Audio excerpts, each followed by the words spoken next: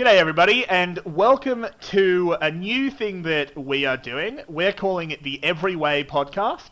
We're going to focus on things that aren't quite just VCS, but they're still the League of Legends that we always talk about. As usual, I'm EveryDay. With me is Yulwei, the man with the brain. How are you, man? Hello, hello. Yeah, I'm excited to start this one. Today, focused on Worlds. Worlds is always the most exciting part of the year, Absolutely. so I'm happy to talk about it. Yeah, it's good. Obviously, now that there's no Vietnamese teams left, 𝘀𝗰 has bowed out in whatever fashion you might like to call it. They are no longer there. Apparently they are back in Vietnam, so, whatever, they did their best. We want to talk about more things at Worlds. Why stop talking about Worlds just because 𝘀𝗰's gone home, is our thought pattern. So what we're going to do to start, pretty obvious. We go into the playoffs tomorrow, at least it's tomorrow for me. I'm not sure what it is for you. But let's talk about what happened in groups, what we liked, what we didn't like. So we'll just start with Group A, that makes the most sense to me. What stood out for you? Mostly the difference between the first and the second round, right? Yeah. We had a lot of groups actually where the second round looked a lot, very, very different to the first round. And the first round, G2 looked like one of the tournament favorites still. 3-0, pretty smooth. No big problems in the first three games. And Griffin, I was pretty disappointed with Griffin in the first round, Robin. I'm not sure how you feel about Griffin. Yeah, I think the Griffin against C9 game, the first one was, most people hated the draft on both sides because it was 𝘀𝗰𝗰𝘀𝗀 against 𝘁𝗲𝗺𝗺𝗀𝗃. I thought the 𝘁𝗁𝗺𝗃 was a cool answer into 𝘀𝗰𝗰𝗀𝗀. Sadly, the rest of the draft for C9 was ridiculously bad. The only problem I had with that draft, well, the 𝘁𝗁𝗺𝗃 part of it, was why 𝘁𝗺𝗃? Pick Taric. Yeah. The reason 𝘁𝗺𝗃 came in as a replacement to Taric is because 𝘁𝗺𝗃 does better against the early pressure. But it's 𝘀𝗰𝗰𝗀𝗀. There is no early pressure. Just pick the Taric. He scales better. Yeah, but I I think agree. that might have come down to when did he last play Taric? He's probably played 𝘁𝗺𝗃 more recently. Not really an excuse, but reasoning at least. Yeah, and then Continue, sorry. 𝘁𝗂 looked like the worst team in the tournament in the first round. I actually think that the second round for 𝘁𝗂 looked a lot better. They had close games against almost all the teams. Yep. I think both G2 and Griffin had the longest games of the second round actually against 𝘁𝗂. Interestingly enough, where it doesn't really make a whole lot of sense, but C9 just completely collapsed after the first game. I was like, okay, C9's run is over. Yeah. C9 looked awful. On 𝘁𝗂, obviously, I don't think there's too much to say about them. They did go 0-6. But that was probably the most proud of a 0-6 you could ever be. They had some games that they absolutely looked good in, and it wasn't so much like they lost because of massive throws. Hello, 𝘁𝗶𝗺. It was more just, in the end, they were the worst team, and they just lost. But in the end, I still think you can be proud of them. If you go back to the two games against C9, they should have won both games, true. to be honest. That's In the first game, 𝘁𝗀 just forgot how to use his keyboard, sadly, with his late game Tristana against no threat whatsoever, and he just couldn't execute.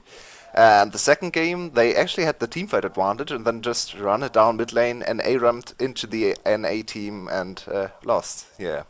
So a little bit disappointing in the end in terms of results, but for the third place LMS team, I think they did well. Yep. Way better than 𝘁𝗀𝗃 last year. Or wait, I think 𝘁𝗀𝗃 was the third team, right? I think so, yeah. I think so. Yeah, absolutely. I think they did.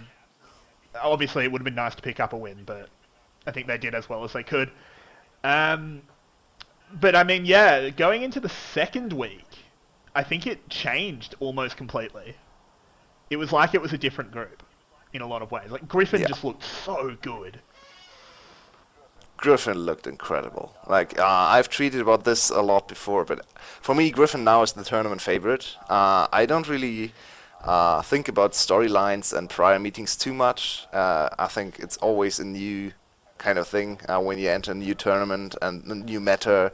Sword is back in, so even this the victory for SKT over Griffin doesn't really have too much significance, in my opinion, because that was with Doran, that was with the staff still there. Well, I mean, So depending on who you ask, they're easier now with Sword, but they didn't look I it. mean, a lot of people tell you that, but they look incredibly strong. I'm super interested in their match against IG. We'll hit on that later, obviously, but yeah, this day, I mean, maybe it's just an off day in terms of a better day than they usually are, right? Maybe it's just the best Griffin we've ever seen on one day, and they'll never hit that ceiling again.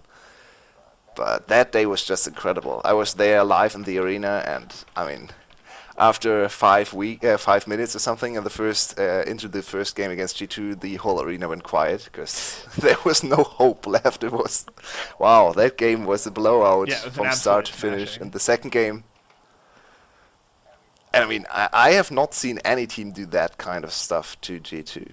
I mean, even IG in MSI, when they went 2-0 against G2, the first game was a little bit like this because Wayne top lane into 𝘀cie_𝗰𝗶𝗹𝗀 didn't work out too too well for G2, where the 𝘁 just stomped the game on 𝘀cie, right? Yeah. But that's more individual prowess, and Griffin just beat them with team play. And that's something almost no team can ever do against G2 this year, at least. So I was super impressed with them. I thought they looked like the best team I've ever seen in a very long time. Yep, I agree. Yeah, they looked absolutely ridiculous. I agree with you that if that is their form, and it's not just some insane fluke day, then they're the tournament favourites. You can't say anyone else is. That was such a ridiculously good performance. Yeah, and obviously G2 kind of ran it down a little bit, but I think even if G2 has a bad day or a bad game, not a whole lot of teams are able to make it that obvious that G2 is playing badly. Yep. Even in the games against C9 and 𝘁𝗱𝗃, there were a lot of individual mistakes for G2, and they still came out strong and won the game sub 30 minutes in both cases. So for Griffin to be able to punish G2 thoroughly and throughout the game from start to finish, it's a very impressive thing to do. Yeah, absolutely. I mean, that group, just touching on the other team that we haven't mentioned, Royal, I mean, obviously they'll be disappointed with the fact that they didn't go through, but they would really never. I think this really was a two-horse race group in a lot of ways. Yeah. Oh, sorry, Royal's not. I'm talking about the wrong group. What am I C9. talking? Yeah, C9, Yeah. of course.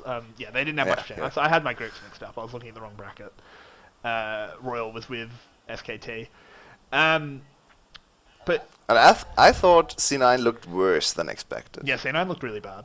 I didn't really expect them to make it out of groups. I had them in third place, but I thought they could maybe challenge one of the two top teams, but they really didn't. Like maybe in the first game against Griffin, but in my opinion, they lost the draft, lost the game in draft pretty much. So even though the game took a long time for Griffin to close, in the end, individual abilities for especially 𝘁𝗶𝗆 still came through, right? Yep. And in the second week they almost went 0-3.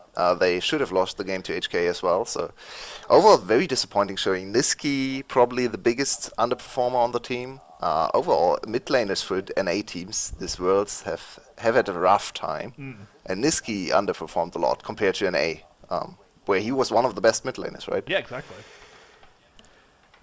Yeah, I mean, we'll talk about NA. That's a whole thing. But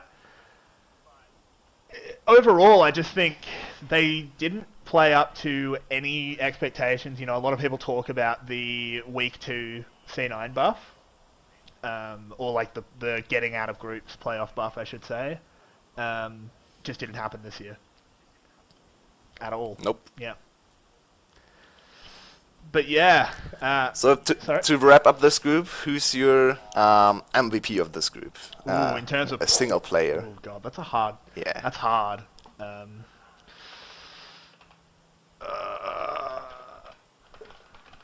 It's got to be a Griffin player, I think, Yeah. just because of how well they played. I mean, Just Tarzan checking. looked ridiculous. In the second Yeah, in half, the yeah, second week, yeah, which is when I think they powered up. that's true. Yeah, I think I'd probably go with Tarzan. I think like he just made people look like clowns. Now, I think Tarzan, 𝘁𝗶𝗹𝗀, or 𝘁𝗀 are probably the three candidates for me. Yeah, I would agree with that. And 𝘀𝗀𝗃, because 𝘀𝗀𝗃, wow, 𝘀𝗀𝗃 is performing on a very high level. I think if G2 would have been able to close out the group 6-0, definitely 𝘀𝗀𝗃 for me. Yeah. But with this performance, I'll probably go with 𝘁𝗶𝗃, I guess. I think 𝘁𝗶𝗃 had very strong laning phases. The Astral game was ridiculous against 𝘁𝗃 in the first week as well. So he was the outstanding player in week 1 for Griffin, and then still played very well in week 2. So his consistency level was the highest. So for me, he's probably my MVP for this group. But Tarzan is a good choice as well, definitely. Yeah, I think that's fair. So moving on to Group 6. 6? What did I just say? Group C. Wow, P. where am I? Group C. Oh, Group C. Okay. What, did we do Group B, or am I stupid? We talked about... We just talked about A. Yeah, okay, let's move on. God, where am I tonight? That's not going so well. Group B then. What do we think was sort of special about that? So we talked about Group B in much more detail in our other podcast, right? Yeah. So I think we should just touch on the second week, because we covered the first week there. 𝘀𝘀 was a big surprise. They looked way better than everyone expected. I didn't really come in with a lot of hope for 𝘀𝘀, but then they went 3-0. Sadly, in the end, not able to secure first seed, which would have been incredibly funny to see 𝘀𝘀 get first seed in a group. Oh, the NA fans would have been so salty. Yeah, but 𝘀𝘀 surprised me a lot, especially topside. 𝘀𝘀𝗺𝗃 looked way better than he did in play-ins still, like their best player most of the time. And they were even able to come back from behind against 𝘀𝗀, so overall very solid performance from 𝘀𝘀. And they played 3 very close games against FPX.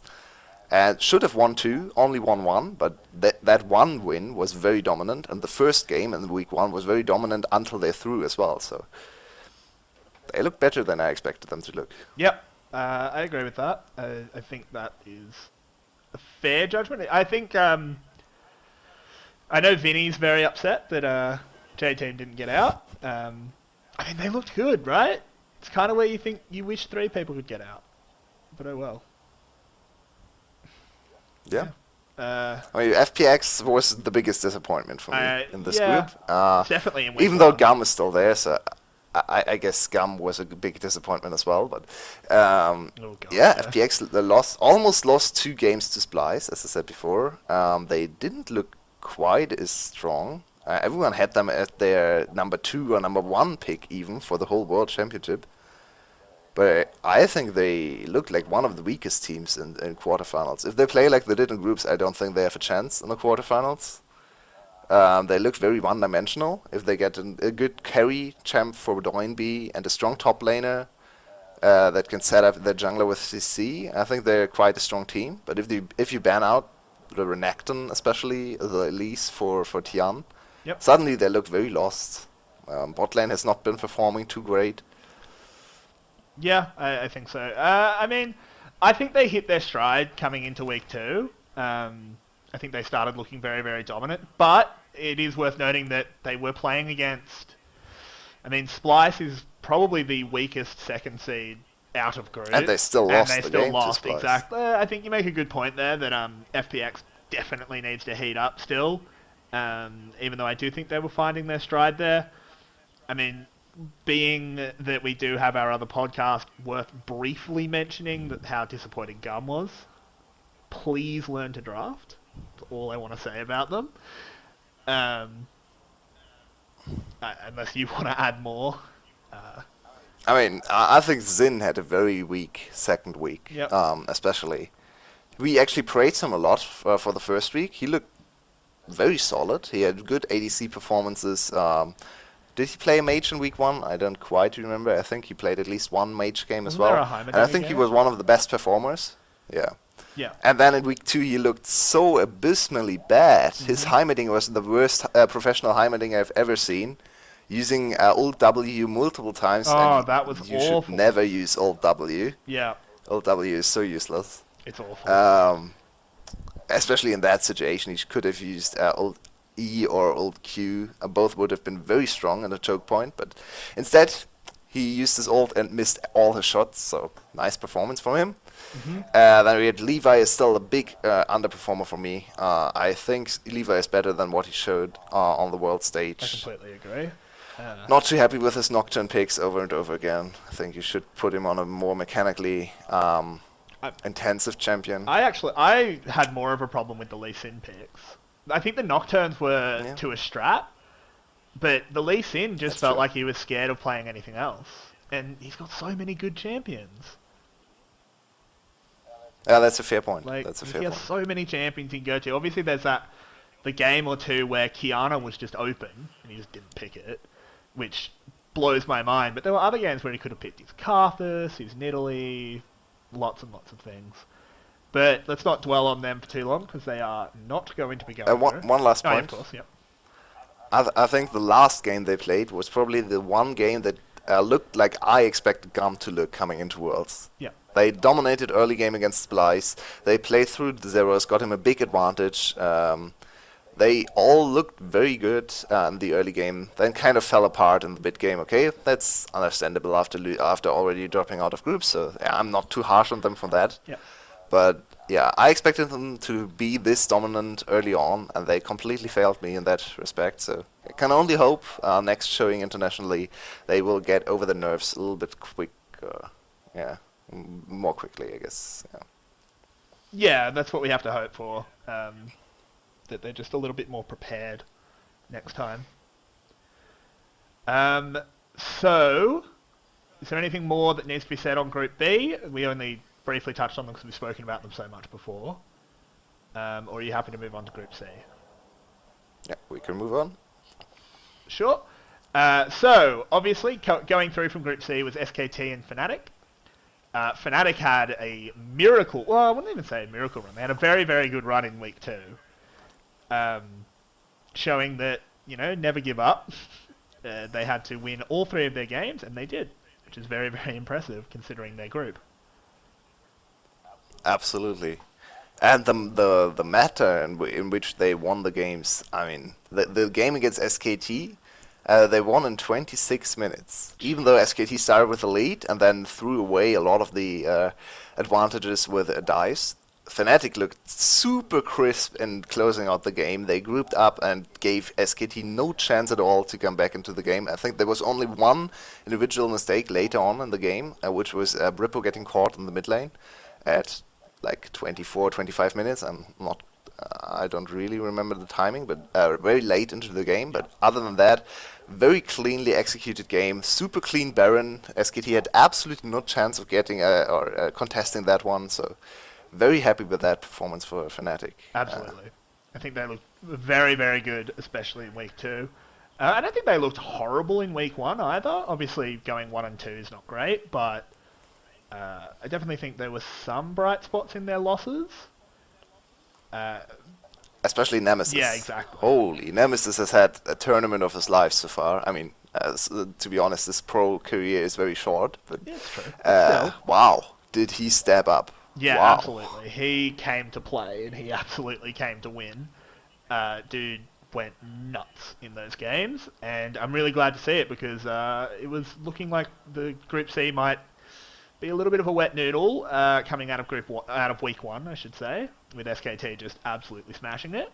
But in the end, they did get a bloody nose, but they still looked really good. 𝘁𝑇's looking good. Yeah, I think Korea's 𝘁𝑇 is looking good, but not overwhelmingly dominant. If you look at both of the games against RNG, I predicted both games to go in RNG's favor. They clutched out both games, but the first one, they couldn't win a single team fight later on and won the game through a backdoor and LPL teams not being able to anticipate that one. Yep. And the second game, they were even farther behind, and then RNG overcommitted into 2 team fights around Baron where they got focused down by the Gangplank battle chain, which they didn't see, I guess, because he hit his barrel in a brush. So got surprised by that, and that turned around the game. But in both games, SKT was behind in the mid game, even though their early game looked like the strongest in the whole group. There are still some problems with SKT's mid game, something I didn't see with Griffin. Yeah. So I'm not sure if it's because of the competition. Maybe RNG and Fnatic are better than all the teams in Group A, especially with the G2 hitting a very bad day on week 2. But I'm still a little bit skeptical when it comes to SKT's mid game. I think their early plans and their individual play is very strong, but their mid game macro is something I'm not too happy with, and their overcommitment to dives and team fights. I think Griffin has played way cleaner games than SKT. Yep, I agree with that. Definitely agree. But I mean, what do you? Sorry, go ahead. What do you think about RNG? I think they were. This is gonna sound super wishy-washy because it kind of is. I think they were a mixed bag. I think, as you said, they had 2 games that they potentially could have won against SKT, and showing that at all is very, very good. I mean, they almost went through. Like, it's not like they were 1-5 or anything like that. Going 3-3 and only not getting out of groups because Fnatic put together the absolute god run is very, very impressive. I think they looked good. I think it's just a shame that they are in Group C. Yeah. They get out of any other group. I think their coaches have to be hit with a lot of criticism. I hated all the LPL Ezreal picks. I think all the LPL. I'm not sure if they even won a single game on Ezreal. Yeah, they won against 𝘁𝗏, so okay, that's a free game. But IG and RNG apparently scrimped each other a lot, I would assume, because they both went for a lot of Ezreal picks, and no one else really went for Ezreal. And Ezreal does not fit 𝘀ce's playstyle. Yeah. I saw many people twittering about how he still prioritizes CS over actually forcing his advantage on Ezreal, which is very important on 2 items, right? Yeah. And he's still going for camps, he still wants to maximize farm, when he does not hyperscale on crit. And overall, the team fighting just doesn't look as good on the Ezreal. He's not able to solo carry team fights. The Lulu pick also was egregiously bad. I still don't understand the Lulu pick. I was so taken aback by this one. It didn't make a lot of sense. I love Lulu. She's my most played champ, right? Yeah. But that was it. Was into a pike. It was into a pike, wasn't it? Wasn't that the theory? Yeah. That yes. Because you don't have to rely on shields, you have actual heals, as if that actually matters. I mean, it's such a 200 IQ draft in terms of, the Lulu will counter Pyke in teamfights. But what about all the time Pyke spends in laning phase roaming around? Lulu can't follow at all. Lulu can't respond. Yep. So, I mean, it seems like they only looked at one particular aspect of Pyke's kit and forgot all the other parts. And especially Hylissang's playstyle with Pyke, which is very roam heavy, influencing all the other lanes. Once they secure Baron, he goes for split pushing on Pyke. He's probably the only support that can pull that off. He's so good at that playstyle. That's true. And the Lulu just didn't do anything the whole game, right? She just sat in bot lane, got caught early on. Yep. Yeah, absolutely. Again, I mean, their drafting definitely left something to be desired, and I think, as you pointed out, IG showed a little bit of that as well. Especially, I didn't really think about it, but now that you pointed out, the Ezreals were pretty egregious. Especially on Royal, you're kind of wasting 𝘀cie. Like, put him on something where he can just absolutely pop off and solo carry. Dude is so good. Especially with Lulu. Yeah. I mean, Lulu Ezreal is a little bit of a meme lane because it's so anti-synergy. It's so bad. It's pretty. Lulu really wants an auto attacker. Lulu really wants either a crit carry if she can protect, or even better is an on-hit carry. The best is with Rage Blade, so Rage Blade will trigger Pix twice Oh, as really? well. So Wow. then Twix damage, Pix damage will actually be doubled as well, and that's a lot of damage. That's a Lulu lot, yes. Pix is one of the highest on-hit steroids in the game. So not making use of that at all is already a very bad bot lane draft, in my opinion. So Yeah, absolutely. just the Lulu last pick was, yeah, It was- mind-boggling. It was very, very egregious.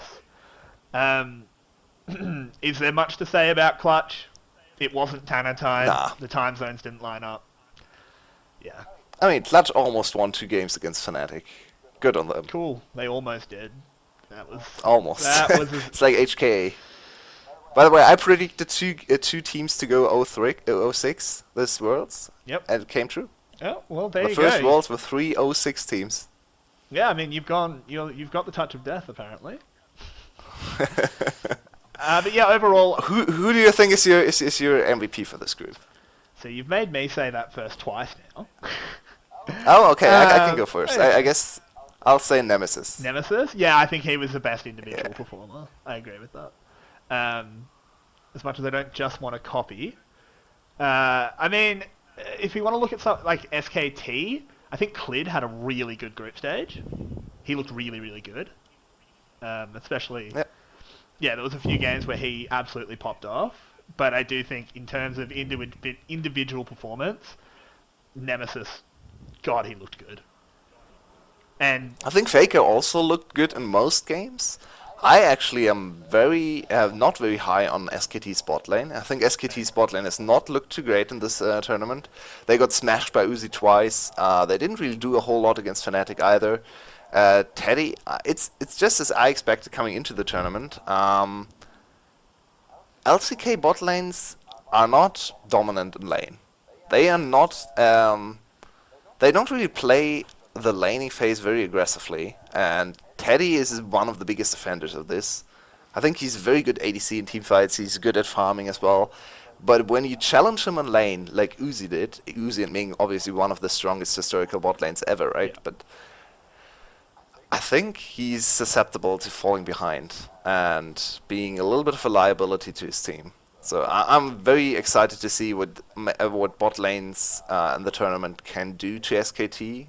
I really want to see G2 against 𝘁𝗃 because I think if 𝘁𝗃 is on form, 𝘁𝗃 and 𝘁𝗀 should run over Teddy and Drifford. yeah, I mean, I think that's part of the 𝘁𝗃 mindset. You know, there's all this narrative that the casters love to push about, you know, how Damwon is the new breed of the 𝘁𝗃, while 𝘁𝗃 is more the old guard. They sort of do wilt under pressure a little bit. They want to play for the precise team fights and stuff. So if you do just bring them laning pressure, sometimes they melt away from that. And I agree that I think G2 can absolutely step up potentially if we have the meeting between them and potentially get a pretty solid bot lane lead. Anything else you want to say about Group C, or are we going to move on to the fourth and final?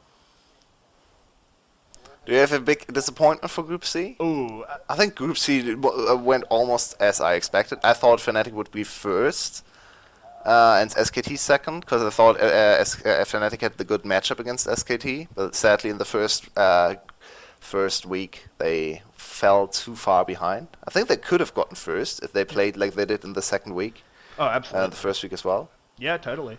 So I think went almost completely as I expected it to go. I think my big disappointment. No big surprises. I think my big disappointment was the underutilization of 𝘀cie.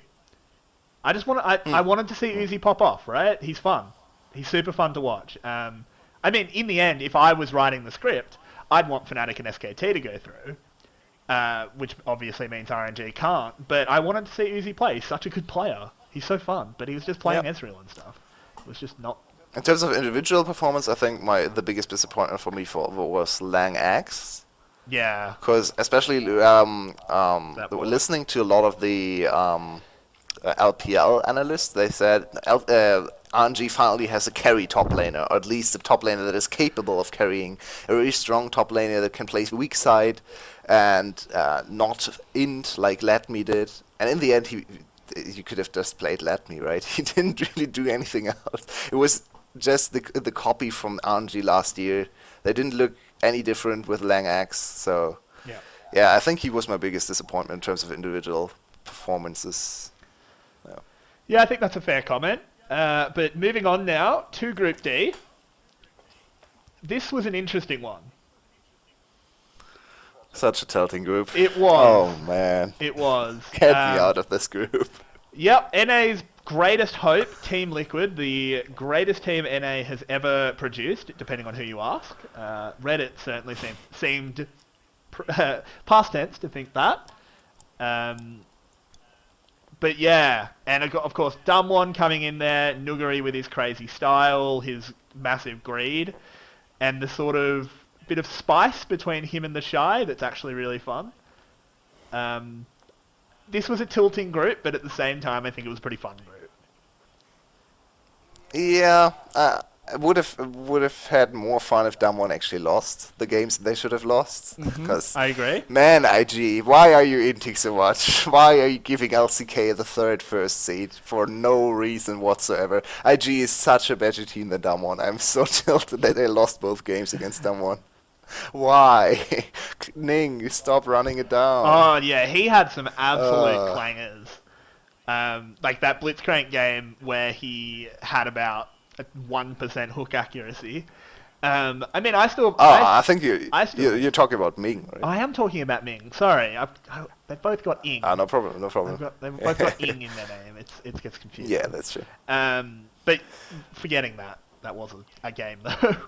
IG, yeah, they just didn't convert. I think I agree. I think I'm not sure if I'd say they're clearly better than 𝘀𝘀, but I definitely think they're at least as good as 𝘀𝘀. And I think they should have been able to beat them in games where they had leads.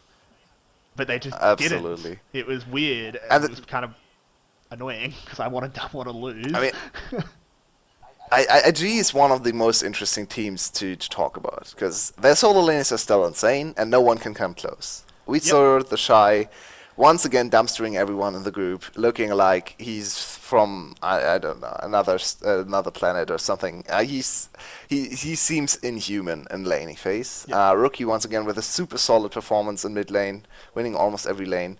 But the drafting for IG is such a head scratcher. Why would you put your best performing player from regionals and the whole LPL season, who was 𝘁𝗶𝗃𝗃 by the way, suddenly on Syndra, on Ezreal, give him his signature champs, give him 𝘁cie, give him 𝘁𝑎. What is going on? Why do you put him? Why did they flex the Syndra into bot lane to last pick Orianna? What is this? Why would you pick Syndra Orianna as your team composition? What is that? It didn't make any sense. Oh no! I'm not sure what I think maybe 𝘀𝘀 and IG were swapping some notes on draft. But they were in their native languages and they swapped, so they had no idea what they were doing. I mean, even if it got translated, the draft wouldn't have looked better, judging from the two drafts. You're not wrong. You're definitely not wrong. But yeah, it was disappointing. But in the end, I still do think the best two teams got out, which is the most important part. Obviously, I think IG wanted first seed, but they are out, and that's what matters in the end.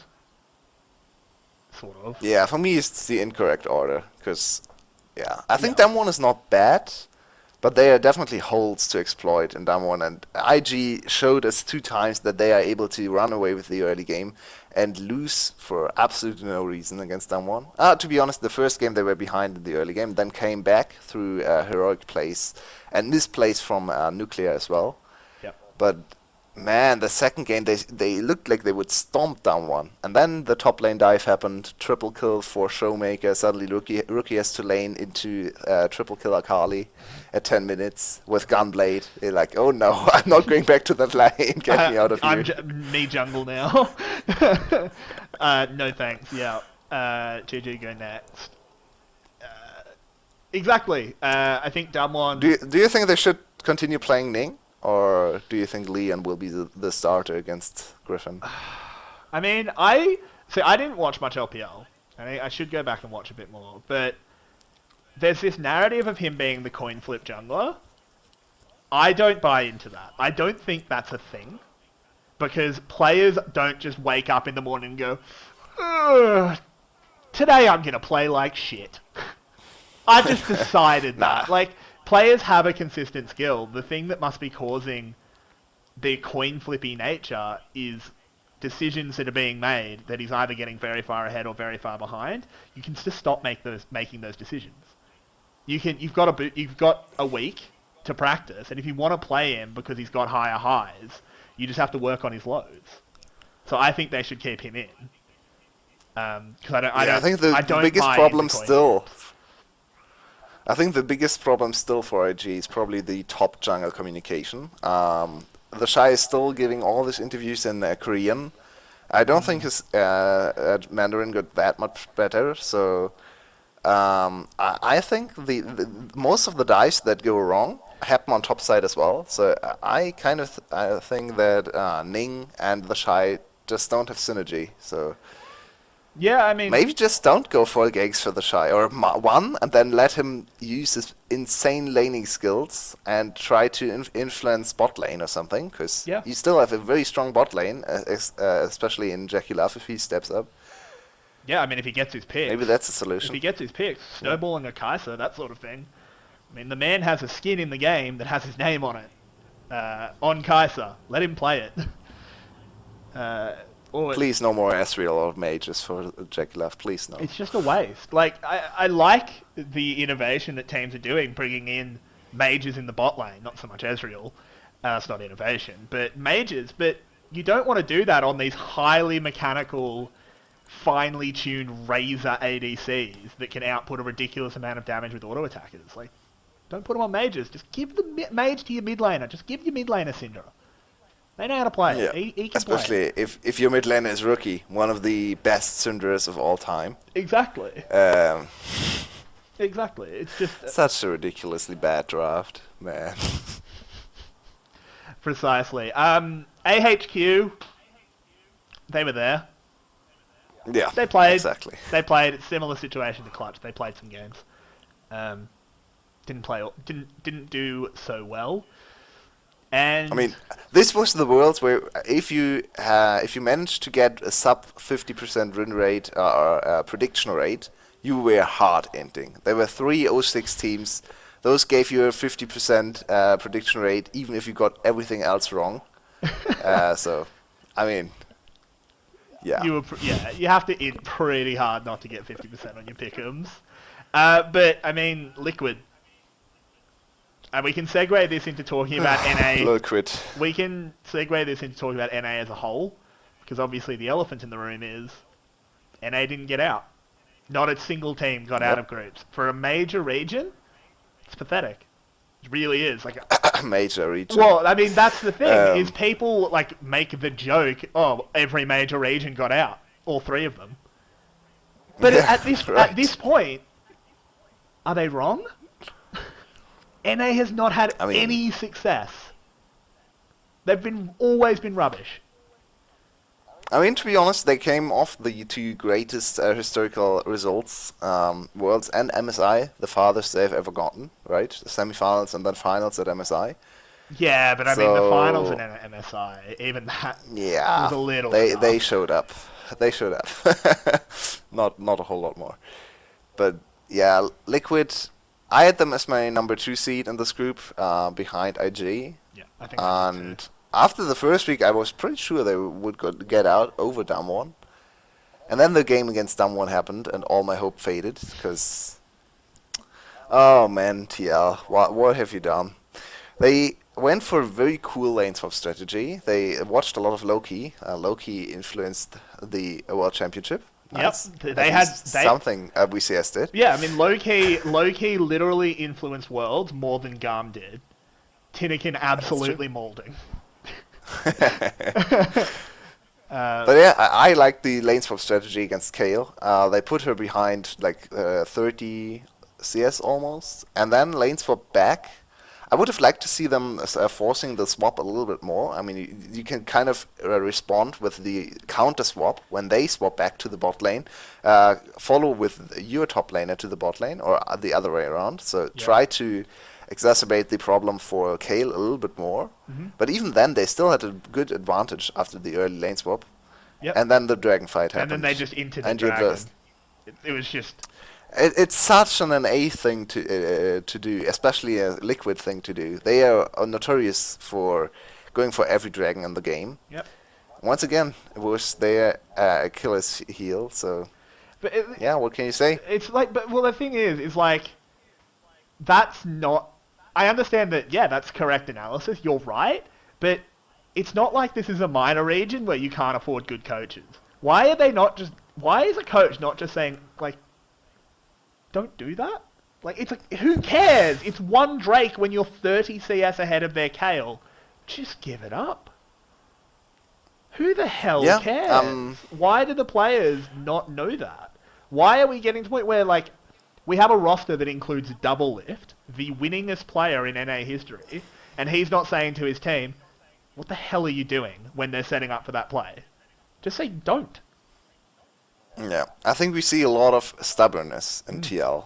Maybe that has to do with their very old roster. They were one of the oldest rosters in the world, with their Korean coach from the time when Korea still played a very similar playstyle as well, very dragon focused. That was one of the downfalls for Korea last Worlds, right? So I think this is probably, I mean, this is a little bit of speculation, obviously, but for me, it looks like they are not willing to develop new ways to look at the game. They know their way. They played. I don't even want to count how many thousands of games all the players and coaches have played together. And they're very stubborn on their approach to the game. Dragon is the highest priority. We play around bot lane, which means bot lane priority can be transitioned into early dragons. Those can be stacked up and snowballed into Elder Dragon, which gives you the win condition needed to close out the game. Very traditional way of looking at the game, right? Maybe not as applicable anymore. But they don't think about the seconds around the game. So they have a solid game plan with a dragon focus, but don't adjust their game plan well in game when something else happens. This is one of the biggest problems, I think, with TL. If they get to execute on their game plan, they suddenly look like a top 8, top 6 team maybe, because their game plan looks very solid. They all know what to do at what time, because everything has been planned out, everything has been practiced over and over again. But as soon as something else happens in the game, as soon as they get pushed off their game plan, suddenly they look lost. Yeah, I mean, the analogy I have been thinking of it with is they're like a sport team that run the same play over and over and over and over again. They know exactly what to do for every second of that play, but then one of them trips, and it's gone. They just don't have the fundamentals. Like, they don't have the fundamentals to say, well, that's gone wrong, but League of Legends is something where hundreds of things will happen in a game to decide who wins. Like, little things will happen, and like 5 little things will go wrong, and that's it. They're gone.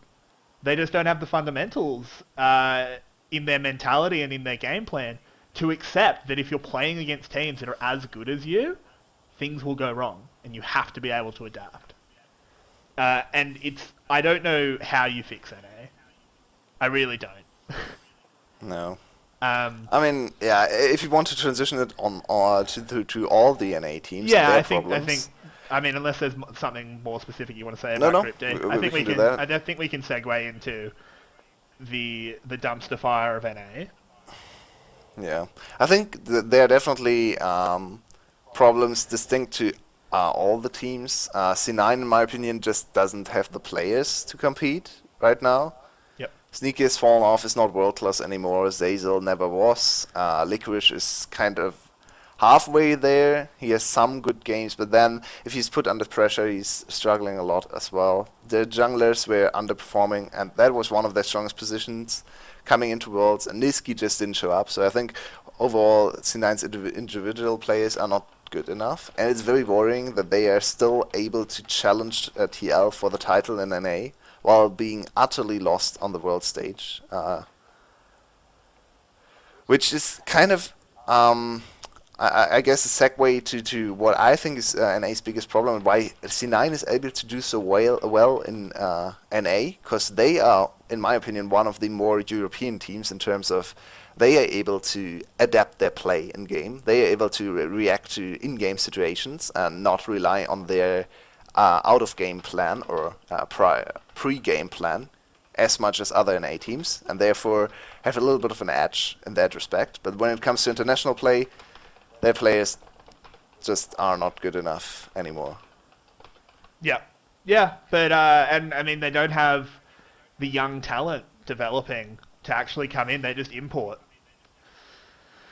And why I don't the mentality of we can pick up this Korean that's been playing in the 𝘀𝐶𝗶𝗀𝗀. We can pick him up. That'll be great. Why is he leaving the 𝘀𝐶𝗶𝗀𝗀? Might be because he's not that good.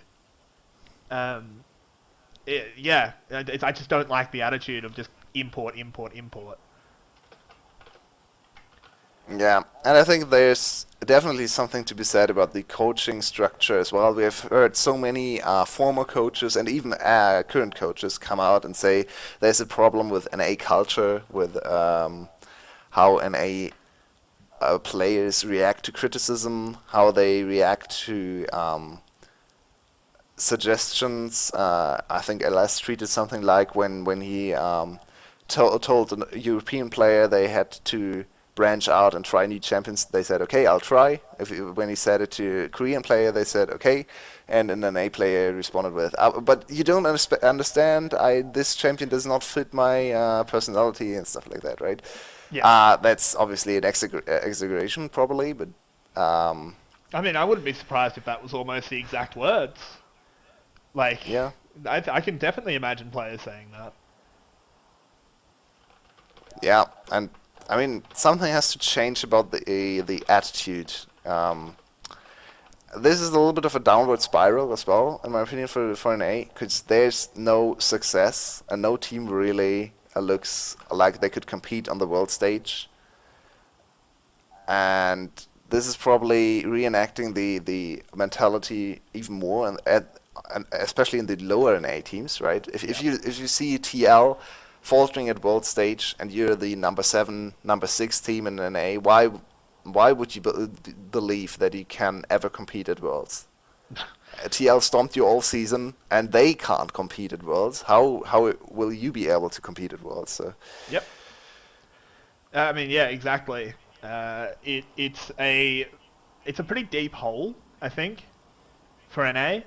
I think there's going to be a period of time where this is what happens at Worlds. It's going to be a couple of years where if they get out at all, they get stopped in quarterfinals. That sucks for NA fans, but I mean, get used to it, unfortunately. Got to build your scene because your strat's not working. So, do you think NA would benefit from a lower seed tournament or something like that? So where no EU, LPL or 𝘀𝐶𝗶𝗀𝗀 team participates? Best of the rest kind of thing? Where NA teams, LMS teams, and maybe the best Vietnamese, whatever wildcard teams, CIS wildcard teams compete for a title? I mean, the thing with that is, like, when would you do it? Do you just get rid of Rift? Do you get rid of Rift rivals? That's a big problem. Do you get rid of Rift rivals and have instead a tournament where the 3 real major regions play something? I mean, that would be super fun. I'd be down for that, but how likely is Riot to actually do that? And also, like, how likely is Riot to essentially say, NA, you're shit? Like, that doesn't look good, and it can potentially drive viewership down in the LCS, which is really bad because they're franchised. Still a terrible decision in my view. But yeah. That's just what happened. Yeah, I think it's the tournament structure for League for regions that are not competitive for the title is very bad. I think for 𝘊�cie𝗰𝗶𝗹𝘀 and now kind of 𝘊EC as well, two international tournaments where you can that mean everything in the year. It's kind of an okay system because they are able to compete and can strive for the title. But for everyone else, never being able to win anything is probably a very bad way of setting up the tournaments. There are minor tournaments in CSGO as well, right? Where not all the best teams compete. Yeah, absolutely. There are tournament in CSGO.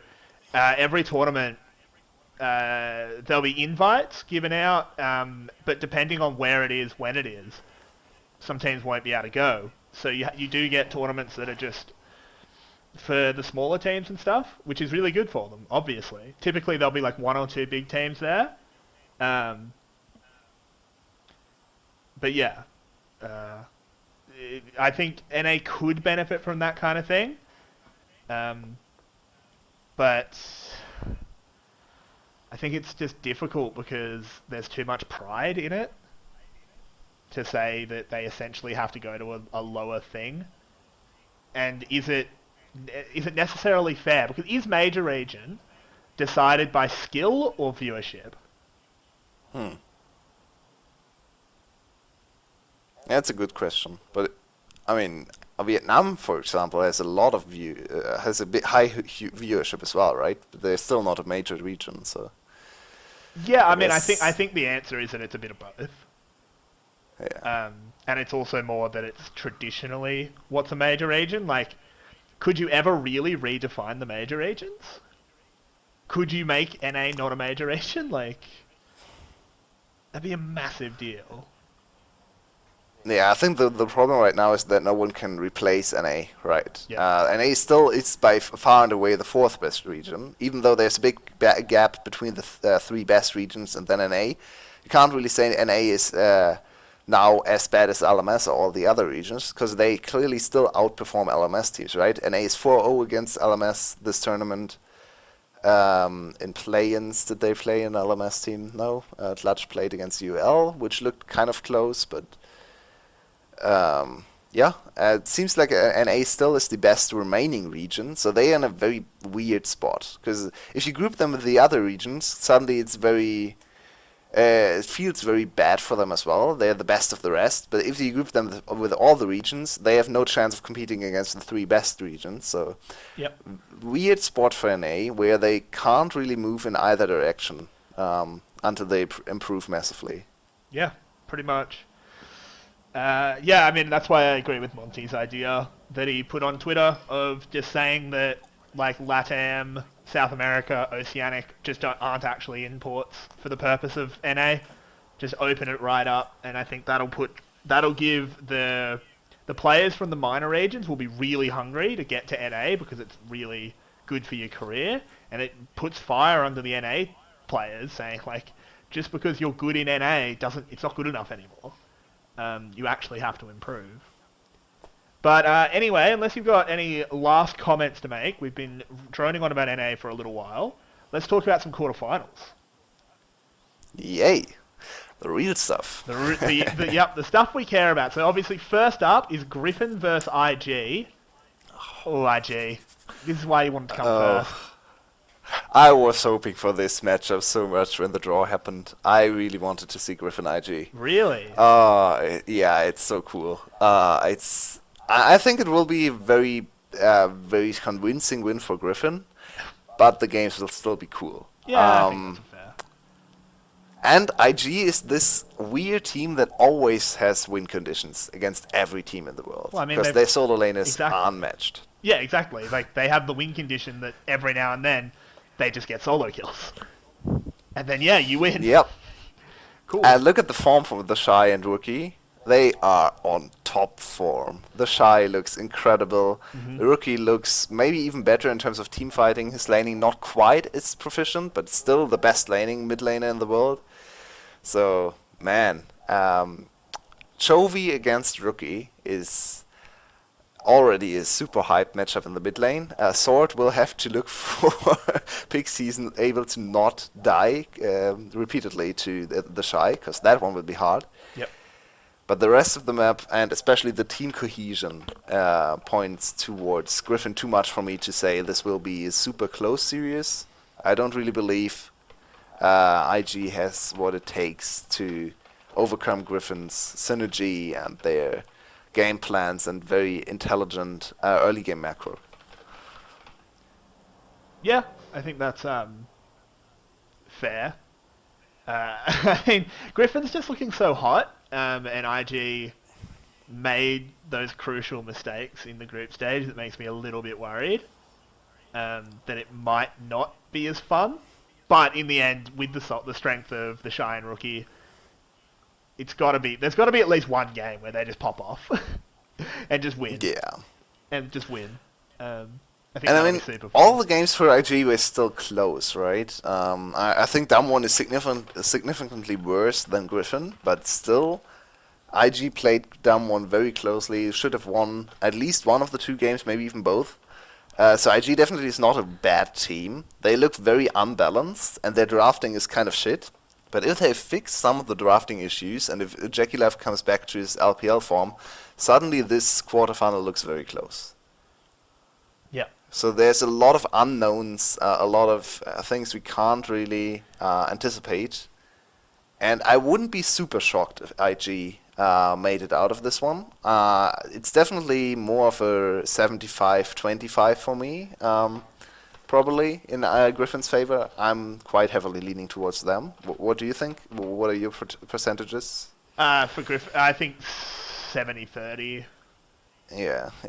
Around that one. I'd predict a 3-1 for Griffin.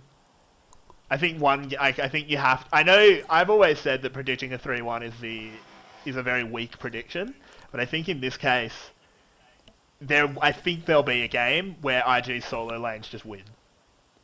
Yeah. That's Very possible. why I say 3-1, but I think overall Griffin's just a lot better. I mean, we have to see how good Griffin can adjust to the best of 5 stage, right? So far, they've struggled a lot with best of 5s. We know the name for 𝘁𝗶𝗶𝗹𝘀𝘁. His best of 5 name is 𝘁𝗀𝗃. And I mean, if 𝘁𝗶𝗃 underperforms in this matchup, I think IG has has many ways to win this game, this series. Because if both solo laners get hard stomped by Rookie and the Shy. I mean, we saw last Worlds was what happens if the Rookie and the Shy win lanes every game. They win the tournament, so... Yep, it's true. Yeah, it's going to be a super fun one. Now moving on to the second quarterfinal. FPX versus Fnatic. Another one. I mean, they're all good, right? Well, 3 out of 4. I think 3 out of 4 are really good. I think Saturday will be the more interesting day. I expect two pretty one-sided series on Sunday, but Saturday, it throws me off because I'm looking at the schedule and it's actually Sunday for the second 2 games for me because it's 2 a.m. on Sunday. But yeah, I know what you mean. Oh, okay. I know what you mean. Yeah. I know what you mean though. Yeah, I think the first day will be better than the second day. I agree with that. Yeah, I definitely agree with that. I think both of the series on the first day are really fun. So I know you have some pretty high hopes for Fnatic going into their matchup against FPX. I mean, there are still a lot of unknowns about FPX still, right? Yeah. We touched on this when we talked about Group B. They didn't look too great. They lost 2 games. They should have lost 2 games to 𝘀𝘀, only lost 1 to 𝘀𝘀, but in the end, the other one was a big throw. Fnatic would have not thrown that one. So against Fnatic, they would have at least lost 2 games, maybe even all 3. If they look like they looked in groups, I think Fnatic will blow them away with a 3-0 easily. If FPX steps up a little bit, I think this series has the potential to be close. I still quite heavily favor Fnatic. I think they are the more well-rounded team. I don't think 𝘀𝘀 can dominate Nemesis in lane. Yep. More on the contrary, I think Nemesis will actually win lane against 𝘀𝘀. Well, it depends what 𝘀𝘀 picks, right? Like 𝘀𝘀 has the potential to just pick something weird and either dominate It's or true, get but dominated. 𝘀𝘀cie has a lot of pocket picks as well, right? We saw the TF ban every game against him. His 𝘀cie𝗰𝗶𝗹𝗀 is slowly becoming a pocket pick for him as well. He Yeah. can play the rise to very good degree. And rise is one of the premier picks for 𝘀WWE. If 𝘀WWE blind picks rise, I fully expect 𝘀cie𝗰𝗶𝗹𝗀 counter for 𝘀𝘀cie, and that's supposed to win the lane against rise. So might depend a lot on jungle matchup here. 𝘀𝗀 needs to step up to be able to keep pace with Tian, who has looked better in the second round. But yeah, I'm leaning towards Fnatic. I think 3-1 as well. In this, oh, I didn't share my predictions for the first series. Of course. I kind of think it will be a 3-0 for Griffin. All right, that's a much more Might change. I mean, that's a much stronger prediction. You have a lot more faith in your predictions than I have in mine, as is tradition. Yeah, so moving back onto FPX versus Fnatic, I tend to agree. The one thing, I think this is almost a battle of momentum a little bit. I think, even though there is the break, obviously, and that sort of resets teams a lot, Fnatic has just proved they can do it against the best, right? They just 3-0'd Group C, which, barring 𝘁𝗀, was arguably the hardest group. I don't even think arguably. It was the hardest group. They've proved that they can do it. You can beat SKT, why can't you beat FPX? Right? Exactly. So I think they'll be feeling hot on themselves, while FPX might be feeling a little bit shaken. Because, yeah, they got out of their group comfortably in the end, but they had some rough games against comparatively worse teams. If they lost to 𝘁𝗀cie... Yeah, and if you look at the history for 𝘀WWE teams, even though they won this time, they have played a lot of very good regular seasons to fall down in the playoffs afterwards. So traditionally, 𝘀WE's teams are actually better in the shorter series settings compared to the best-of-5 setting. And they already looked bad at the group stage. So if you look at history, they should be worse at best-of-5s. I mean, Yeah. who knows, right? But I think FPX has really not convinced me that they are a strong team. I'm not sure how they won LPL. I have to go back to watch all the games. But to Yeah, be honest, IG was not on top form. I know that a lot of LPL analysts said that if IG was on the form they are right now in LPL, they would have probably won against FPX. Because solo laners for IG would probably stomp FPX solo laners if 𝘀WE is not able to find a good pick into 𝘀𝗀cie. 𝘀𝗀cie's laning is so much better than his. Yeah, I agree. 𝘁𝗀 against the 𝘁𝗀 is not even close. That's So an ugly matchup. that's a very ugly matchup. I think, yeah, 𝘁𝑥 and 𝘁𝗀 are the people that have to step up the most if they want to have a chance against Fnatic. Especially 𝘁𝗀 against 𝘁𝗀sang. 𝘁𝗀sang plays like he did on the second day, the second week. 𝘁𝗀 looks very shallow in comparison, so yeah. Yep. Yeah, I agree. So in the end, prediction for that one? Yeah, 3-1 Fnatic.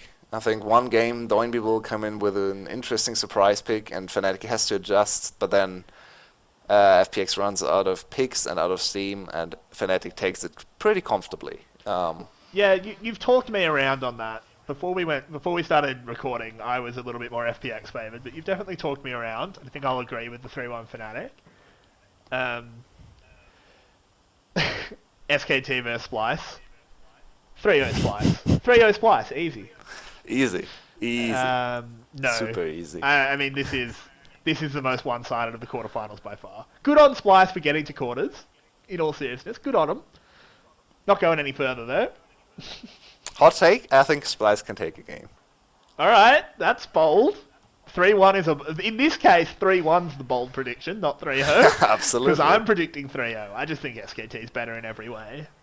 I mean, They are, you can but always I think take a 𝘀𝗀ce game. is better. Yeah, I think 𝘀𝗀ce is better than people give them credit for. That's They probably look at the true. group, okay, they came second in this group, but they have to remember they went 3-0 in the second round, and they looked very convincing against FPX in the first game. I think top lane is a little bit of a wash, with 𝘀𝗶𝗃 will be able to handle the pressure, especially after looking at how 𝘀𝗶𝗹𝗀 was able to deal with 𝘁𝗀. I don't think 𝘀𝗀 will have too much trouble against 𝘁𝗀, especially if they deny the 𝘁𝗀.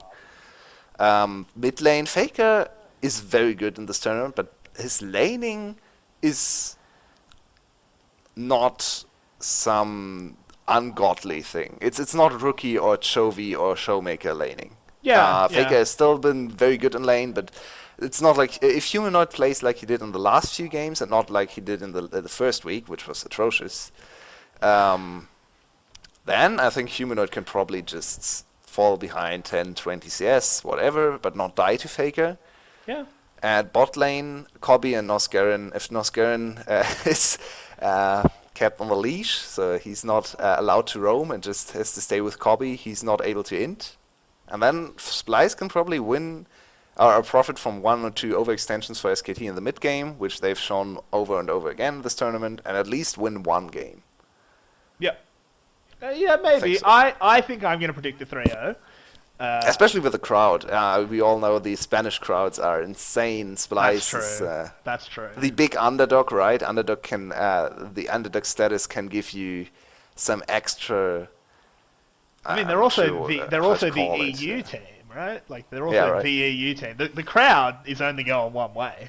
It's going to be 𝘁𝟏 all the way. Even though the Korean fans that make it to the venue are very passionate. You can hear them on stream and stuff. Obviously, you would have heard them a bit better, but that crowd's only going one way when 𝘁𝟏 is playing. Underdog EU team, yes please. But I'm still going to predict a 3-0 for 𝘁𝑇. I just think they're too good. Yeah, that's very fair. So the final one, and I think this one's harder. This is one of the hardest to predict. G2 taking on Damwon. 3-0 G2, please. I mean, I would be fine with that. To set the record straight, I love to hate Damwon. I hate them, and I want them to lose, and I want 𝘀𝗀 to get solo killed 10 times in lane. But that's great. You need a team like that, because then you enjoy watching them lose. Like, they are a good team. I just rag on them. Yeah, I think this depends a lot on what form both teams come in on the day. It's very hard to predict this one because no one really knows what G2 we're gonna see, right? Is it finals MSI G2? Is it second week Worlds G2, which has not looked too great? Are 𝘁𝗍𝗃 and 𝗀𝗃 still running it down? Who knows? Yep. In normal conditions, I'd say this is quite G2 favored. I think solo lanes are very even. Maybe laning for Showmaker is a little bit better than 𝘁𝗏s, but 𝘁𝗏s I think is a little bit stronger in later in the game. He's very good at team fights. He's very good at controlling space and roaming and so on. So I think that was a wash. 𝘁𝗀 has not been super convincing this tournament. Wonder hasn't either. So both top laners are kind of there. They're good laners. Both are good laners, but besides laning, they have not shown too much on this tournament. And then bot lane, I think, is a huge advantage for G2, while jungle is a little bit of an advantage for Damwon. If 𝗀𝗃 can step up, even that will be equalized. So I think G2 should set up this best of 5 to play through bot lane, deny weird picks for 𝘀𝗏 and force him on AD carry against AD carry matchups, because I think 𝘀𝗏 is so much better than 𝘀𝗏, especially after what he's shown. Absolutely. I completely agree that you want to go ADC v ADC. And touching on who shows up, I do think, G2 has the reputation for being like the trolls, like obviously it wasn't a term they invented, but the happy games where they do weird things and it blows up in their face. But often they're just so good that they wipe the soot off and win anyway. I don't think they'll do that against Damwon. I think the seriousness of where they are in the tournament will come into them and hold them together. And they have always looked better in best of 5 scenarios. Absolutely. Think back to MSI. Last year's Worlds, they looked very good in the 2 best. I mean, they lost 1 best of 5 or 3, but they looked way better than everyone anticipated against RNG. After struggling a little bit in group stages, they had to play a tiebreaker to get out of the Group A. Yep. Once again, Group A, by the way. So yeah, I still believe in G2. I think they can step up. Especially 𝘀𝗀𝗃𝗀. I think 𝘁𝗀𝗃 has played badly for too long. So I don't really expect 𝘁𝗃 to look that much better in this quarterfinal. Yeah. He has looked very shaky against Fnatic in both best of fives. He was exploited by Hylissang and Reckless in laning phase. So I think at least one of the two will step up, and that will probably be 𝘀𝗀𝗃. And if 𝘀𝗀𝗃 can match Canyon, I don't see how Damwon can win more than 2 games in this series, because, as I said, solo lane is quite even. Bot lane is heavily in favor of G2, and their team coordination, in my opinion, is also better than Damwon's. Their cohesion, their team fighting. Yeah. So, yeah. Yeah. I'm predicting 3-1 G2. And I think Damwon will win the first game. And then I think G2 will win 3 in a row. That's what I think. That's interesting. G2 is very bad at the first game of the best of 5. Exactly. They always need a lot of time to get into the... Even in the 2 series they won against... Or at least in the very first series they played all season against Origin, the first game looked by far the worst. They almost lost the first game, and then stomped the next 2 games. So I agree. G2's often very weak in the first game, so Damwon might win that one. I think it's probably 3-2. Yeah. It really depends a lot on the form of the players. Well, I mean, 𝘀𝗀𝗃𝗃 steps up. This is so hard to predict. It's more 3-1. I think 3-1 is more likely. Okay. A 3-2 could happen as well. All right.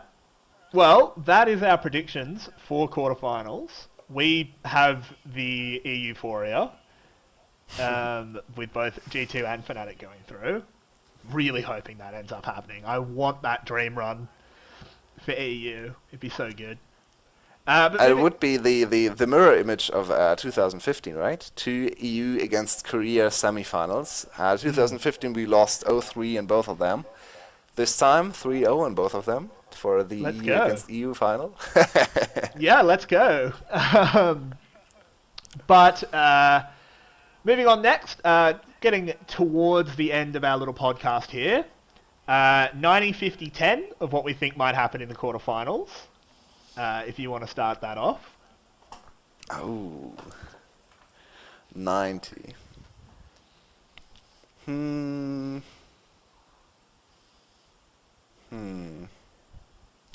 90% to 𝘚liche teams in semis. Yep, okay. 50%... Can I just rephrase your 90 as 90% Griffin win? Because let's be real, 𝘚SK's already gone through. But no, continue. 50% one LPL team in semis. Okay. And 10% 𝘚liche beats 𝘚SKT. Fair enough. I think 90%... I'm going to be boring with my 90% and say 90% Griffin gets through. Wow, that's high. That's high. I think I like it. It gets through. Like, yeah, I think 90% Griffin gets through. 50% 𝘚liche takes a dominant game. One game, not the series. Not the series. But I'm 50% they take one dominant game, even though I predicted a 3-0. I'm going to go against myself with the 50. And 10% in Game 5 against Fnatic, 𝘀𝗵𝗵 picks Malphite again and hard carries. Fair. Yeah, for a 10%.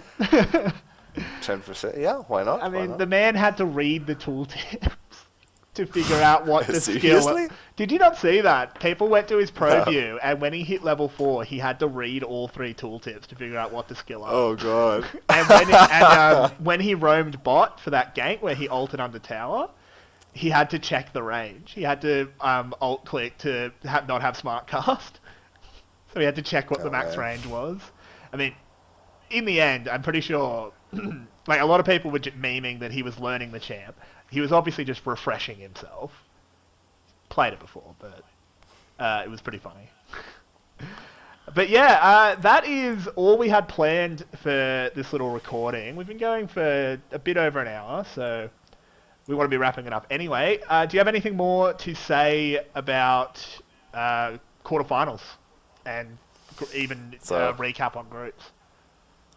Euphoria, and I predicted before Worlds even started that Fnatic would participate in the best series of the tournament in quarterfinals. Okay. So Okay.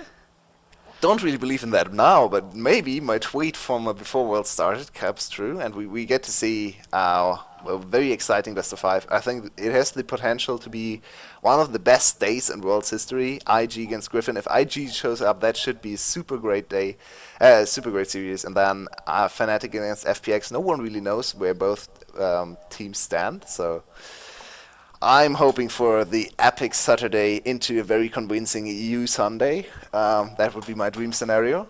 Let's see what happens.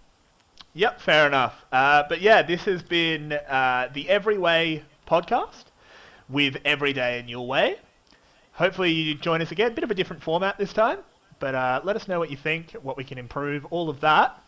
We hope to invade your ears again next time. See you guys. Bye.